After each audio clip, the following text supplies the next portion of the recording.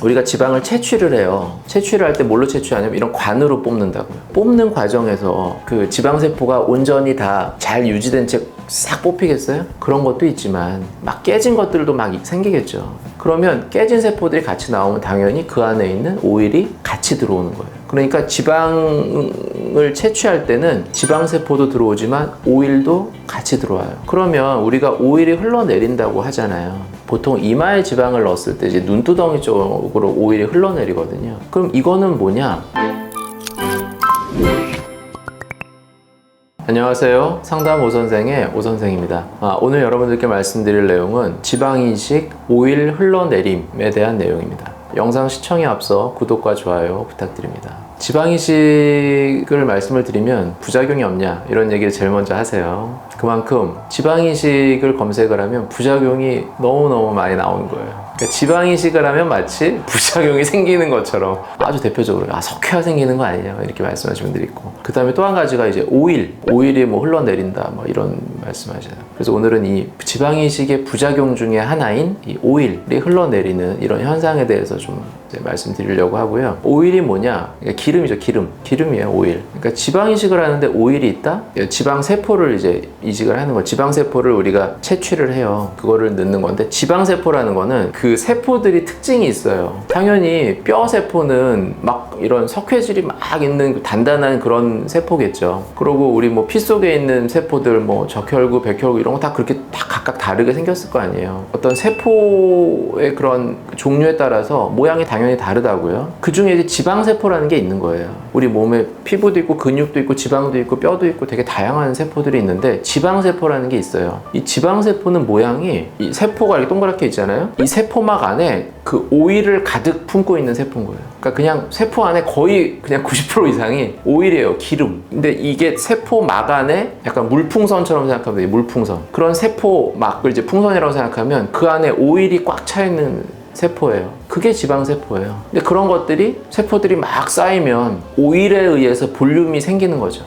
납작한 세포들이 쫙 쌓이는 거는 거의 볼륨이 생기기 힘들잖아요. 근데 이 오일이 가득 차 있으니까 세포들이 많이 늘어나면 볼륨이 그만큼 많이 생기겠죠. 그래서 우리가 지방이 많으면 엄청 볼륨이 커지잖아요. 그러니까 지방세포는 원래 오일을 품고 있는 세포인 거예요. 그럼 쉽게 생각해. 지방세포가 터지면 오일이 새어나오겠죠. 그러니까 지방이식을 할 때 오일이 같이 나올 확률은 엄청나게 많아요. 당연히 이 지방이식을 할 때는 그 안에 있는 오일이 새 나올 가능성이 항상 있는 거예요. 그러니까 지방이식을 할 때는 오일을 빼놓고 생각을 할 수가 없는 거예요. 게다가 우리가 지방을 채취를 해요. 채취를 할 때 뭘로 채취하냐면 이런 관으로 뽑는다고요. 이렇게 뭐 째서 이렇게 덩어리를 빼는 게 아니라 관을 이용해서 작은 구멍을 통해서 그 관을 흡입 방식으로 끝에다가 이제 그 주사기를 이렇게 확 음압을 걸어서 왔다 갔다 움직이면 그게 뽑혀 나오는데, 당연히 그냥 나올 수는 없죠. 그러니까 처음에 이 용액을 넣어요. 마취용액 같은 걸 넣는다고. 그래서 그냥 지방, 빽빽한 지방만 있는 상태에서 그 상태를 뽑을 수가 없으니까 거기를 용액을 만들어서 이렇게 부풀려요. 그 지방 세포들을. 그러면 이제 물과 지방이 섞여 있는 상태에서 우리가 그 상태에서 이제 그 물과 동시에 지방을 뽑는 거예요. 그럼 뽑혀 나올 때 물도 나오고 그 지방 세포들이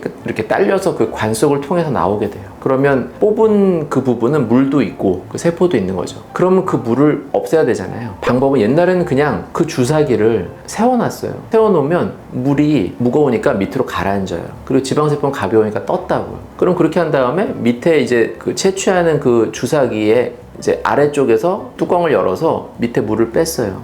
그럼 위에 남는 게 이제 지방인 거예요. 그런 식으로 막 걸렀다고. 또 어떤 경우에는 이거를 이제 주사기로 뺀 다음에 이렇게 얇은 망 같은 게 있어요. 그럼 거기다가 이 물과 그 지방세포를 통째로 여기다 부어요. 그 거름망 같은 거 있잖아요. 이렇게 물은 밑으로 빠지고 망사 포 위에 이제 그 지방세포만 남는 거예요. 일종의 이제 건더기만 남는 거죠. 물은 빠지고. 그럼 이제 그거를 이렇게 모아다가 그거를 막 사용하기도 하고. 옛날엔 그랬어요. 근데 지금은 주사기 방식으로 뺀 다음에 이거를 원심 분리라는 과정을 통해서 구분을 더 확실하게 잘 시켜요. 그냥 세워만 놓고 물을 빼면 그 지방세포 사이사이에도 물이 그래도 여전히 있으니까 이거를 원심 분리를 해버리면 이게 훨씬 더 분리가 잘 돼요. 탈수기로 돌려서 물을 꽉 짠 것 같은 그런 상태의 지방을 만든다. 그러면 지방세포끼리 훨씬 더 꽉 이렇게 몰려있게 되고 나머지 물은 쭉 빠지는 이런 형태가 되거든요. 근데 물을 빼고 그 나머지 그 지방세포들을 사용을 하는 거예요. 근데 이때 이렇게 돌리면 지방세포보다 더 가벼운 성분이 있어요. 그게 바로 오일이에요. 뽑는 과정에서 그 지방세포가 온전히 다 잘 유지된 채 싹 뽑히겠어요? 그런 것도 있지만 막 깨진 것들도 막 생기겠죠. 그러면 깨진 세포들이 같이 나오면 당연히 그 안에 있는 오일이 같이 들어오는 거예요. 그러니까 지방을 채취할 때는 지방세포도 들어오지만 오일도 같이 들어와요. 근데 그거를 원심 분리를 해서 딱 돌리고 나면 지방세포 위쪽에 오일층이 쫙 생겨요. 오일이 쫙 떠요. 그러면 이제 아래쪽에 있는 물을 버리고 위쪽에 있는 오일도 제거를 해요. 그렇게 해서 최대한 지방세포만을 채취하는 게 이제 지방 정제하는 과정이에요. 그러면 그렇게 해서 지방 이식을 하게 되는 거죠. 근데 이 과정에서 그러면 오일이 100% 완전히 없어질까? 사실 안 그럴 수 있어요. 그러니까 지방세포 사이사이에 조금씩 묻어 있을 수도 있다고. 아주 작은 양이지만. 그래서 우리가 지방 이식을 할 때는 오일이 어느 정도 들어갈 수 있다. 그렇게 좀 생각을 할 수 있어요. 그러면 오일은 우리 몸속에 들어가면 어떻게 되는 거냐? 일반적으로는 아주 작은 양의 오일은 우리 몸에서 흡수가 돼요. 근데 이 오일이 흡수되는 기간은 이렇게 쭉 봤더니 한 1년 가까이 걸려요. 엄청 오래 걸려요. 오일은 조금씩 흡수가 돼서. 지방세포 같은 경우에는 이식을 했을 때 생착이 안 된 죽은 지방세포는 한 3개월 정도 걸리거든요. 이게 흡수되는데. 근데 오일은 한 1년까지도 걸릴 수 있어요. 그래서 그런 차이가 있는데, 그러면 우리가 오일이 흘러내린다고 하잖아요. 보통 이마에 지방을 넣었을 때 이제 눈두덩이 쪽으로 오일이 흘러내리거든요. 그럼 이거는 뭐냐? 진짜 오일이 많아서 그런 거냐? 오일이 많아서 그럴 수도 있죠. 실제로. 처음에 정제를 할 때 오일이 많이 있는 지방일 수도 있어요. 또 한 가지는 생착이 안 되면 지방이 죽잖아요. 그럼 그 부분에서 깨지면서 오일이 나올 수 있어요. 그 죽은 세포에서. 근데 죽는 양이 많아요. 그럼 오일이 많이 나올 수 있죠. 게다가 이 볼륨을 채울 때 내가 보통을 채울 수도 있지만 많이 채울 수도 있죠. 막 지방을 많이 넣었어요. 근데 많이 넣었는데 많이 죽으면서 많이 깨지면 오일이 그만큼 또 많이 나올 수도 있죠. 근데 이 많은 양이 어떤 압력이나 이런 거에 의해서 이동을 할 수가 있어요. 이게 지방세포는 이동이 힘들어요. 근데 이거는 오일은 말 그대로 기름이잖아요. 그러니까 이거는 이동하기가 좀 용이해요. 어떻게 이동을 하냐면 이 위에 보면 뼈가 이렇게 있잖아요. 여기에 이제 작은 홈 같은 게 있어요. 뼈에. 눈썹뼈 있는 부분에. 그게 뭐냐면 이렇게 신경이 지나가는 구멍이에요. 그래서 여기 위쪽에 있는 감각을 담당하거든요. 감각신경이. 근데 그게 이제 안와 뼈 이 속에서부터 이렇게 해가지고 이렇게 올라간단 말이에요. 이렇게. 그래서 감각을 담당해요. 그런데 이 홈이 나 있으니까 지방이 이렇게 이식을 해서 층에 들어갈 때 조금 깊은 층으로 들어가면 그 뼈 있는 데 쪽으로 해서 그쪽을 타고 오일이 밑으로 흘러갈 수 있는 거예요. 그 홈을 타고 이렇게. 그러다 보면 여기가 부을 수 있는 거죠. 바깥쪽에서도 뭐 홈이 굳이 없더라도 그 뼈 있는 데를 타고 이렇게 갈 수 있는 거죠. 특히 이게 붓기가 생기거나 이러면 딱 밀착된 그런 조직이 아니라 이렇게 부으면 그만큼 더 이동할 수 있는 그런 여지가 좀 생길 수 있고, 보통 이마 쪽에 넣었을 때, 특히 많이 넣었을 때 그 오일이 많이 포함되어 있거나 이런 경우에는 이게 밑으로 내려오면 이 눈 두덩이 쪽으로 바로 잘 가요. 그래서 앞쪽으로 오거나 아니면 뒤쪽으로 오거나 이렇게 해서 눈두덩이가 붓는 경우들이 있어요. 붓기가 밑으로 내려가거든요, 원래. 근데 그거를 타고 오일이 같이 흘러가는 거죠. 그런 경우에는 이제 눈두덩이가 좀 부을 수 있다. 오일이 들어가서 부으면 약간 붉은 빛을 좀 띠는 경우가 많아요. 보통은 한 3, 4일 심하게 붓고 그다음에 이렇게 빠지거든요. 근데 오일이 들어가면 안 빠져요. 계속 이렇게 부어 있어요. 그런 경우가 있을 수 있다. 그러니까 지금 몇 가지 어떤 경우들이 있었죠. 그런 경우들에 이런 오일이 이마에 특히 넣었을 때 흘러내릴 가능성이 있다. 우리가 다른 데도 흘러내릴 수 있겠죠. 이런 데 넣었을 때도. 근데 다른 데는 별 표시가 안 나요. 뭐 여기 넣었는데 여기 흘러내린 게 표시 나겠어요? 여기 넣었는데 이렇게 내려온 게 표시 안 나죠. 근데 눈은 조금만 부어도 확 표시 나는 구조거든요. 그러니까 이제 이마에 넣는 거가 문제가 되는 거예요.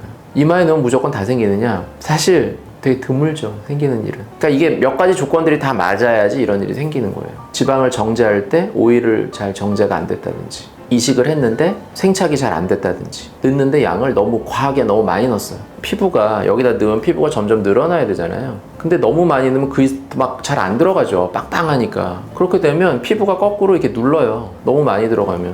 그러면 이게 눌리니까 여기에 있던 게 자꾸 다른 데로 이동하려고 그러죠. 그런 많은 몇 가지 조건들이 딱 맞으면 그런 일이 생길 수가 있는 거예요. 그 층도 요 근처에는 좀 얕은 층에 넣으면 깊이 이렇게 가기가 힘들거든요. 근데 좀 깊이 이렇게 해가지고 갔다. 그런 경우라든지. 몇 가지가 딱 맞으면 이제 그런 일이 생길 수 있는 거죠. 그러면 거꾸로 이런 일이 안 생기게 하려면 지금 말씀드린 것들을 최대한 조심하면 되겠죠. 뽑을 때부터 잘 뽑고, 정제도 할 때 오일을 잘 분리를 하고, 넣을 때도 위치를 잘 가려서 너무 과하게 넣지 않고, 뭐 이런 것들을 잘 지키는 거죠. 그래서 이런 일이 생길 수 있다. 근데 마치 이마에 넣으면 다 생기는 것처럼 이제 부작용을 그렇게 생각을 하시니까. 근데 그런 건 아니다. 뭐 저도 물론 경험이 있어요. 저도 이제 조심조심해서 한다고 하는데도 가끔 이제 생기는 경우들이 있죠. 그러면 어떻게 하느냐? 저 같은 경우는 이제 처음 나왔을 때 이거를 빼요. 직접적으로 주사기를 이용해서 눈두덩이 쪽으로 이렇게 찔러서 빼요. 겁도 나고 그러실 수는 있지만, 그래도 진짜 이렇게 빼면 좀 나오는 경우가 있어요. 그렇게라도 조금이라도 빼는 게 회복을 좀 빨리 할 수 있는 방법이죠. 그러고 이게 너무 굳어서 잘 안 나오는 경우 같은 그런 생각이 든다면, 이거를 좀 뭐 열을 가한다든지 이런 식으로 해서 좀 더 잘 나올 수 있게 만든다든지, 이렇게 해서 일단은 초반에는 좀 뺀다. 근데 이게 시간이 지나서도 계속 이렇다. 그렇게 되면 일단은 기다리는 거예요. 내가 말씀드렸듯이 오일이 흡수되는 데는 1년이 걸린다 그랬죠. 그러니까 이제 그렇게 좀 오랜 시간이 좀 필요하다. 그래도 점점 좋아진다. 그런데도 만약에 모양이 다르다. 저는 뭐 그런 경험도 있어요. 그냥 쌍꺼풀 수술을 해요. 쌍꺼풀 수술을 하면서 속을 다 열잖아요. 그러면서 거기에 남아있는 오일을 제거를 한다든지, 뭐 이런 방법도 사용을 할 수 있죠. 그러니까 눈꺼풀이 처지신 분들도 있으니까, 그러면 상안검 수술을 하면서 제거를 한다든지, 뭐 이런 경험도 있고. 아주 드물어요. 늘 이런 걸 한다는 뜻이 아니에요. 제가 다 제 경험을 솔직하게 말씀드리는 거예요. 뭐 냉동지방을 그럼 쓰면 어떠냐? 냉동지방이라는 거는 생체학이 떨어져요. 바로 지금 뽑은 거보다. 그 생체학이 떨어지면 당연히 죽는 세포가 많겠죠. 죽은 세포가 많으면 오일이 생길 확률이 높아지겠죠. 그러니까 그럴 수도 있겠죠. 그러니까 이게 틀린 말은 아니에요. 냉동지방 쓰면 더 잘 그런다는데, 그럴 수 있죠. 냉동지방은 이제 뭐 이마나 이런데 많은 양을 넣는다. 이거는 이렇게 추천할 만하지 않죠. 가능성이 있는 부작용인데 어느 정도 예방은 가능하다. 뭐 100%라고 말씀드릴 수는 없어요. 모든 수술이라는 거는 한다고 해도 100%라는 건 없어요. 그래도 상당히 예방을 할 수 있다. 이런 정도로 생각하시면 될 것 같습니다. 네, 지금까지 지방이식, 오일 흘러내림에 대한 내용으로 말씀드렸고요. 더 궁금하신 점이 있으시면 댓글로 남겨주시면 제가 직접 답변 달아드리도록 하겠습니다. 지금까지 상담 오선생의 오선생이었습니다. 감사합니다.